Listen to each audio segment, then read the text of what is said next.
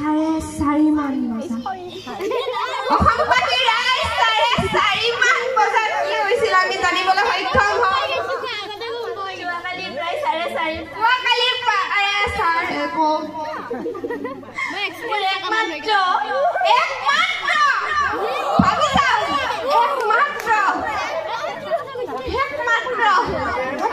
কি হ'ল আমি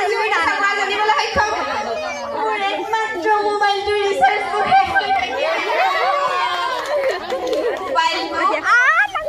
একমাত্ৰ কাবাৰ কিবা হ'ল বুলি কৈছে একমাত্ৰ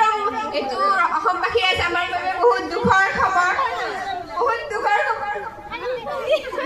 মোৰ বহুত বেয়া লাগিছে অসমবাসী ৰাইজ আৰু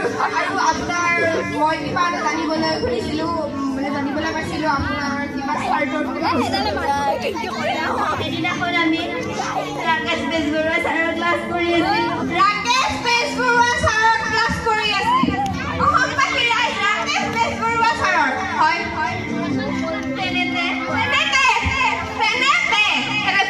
হয় তেনেতে মোৰ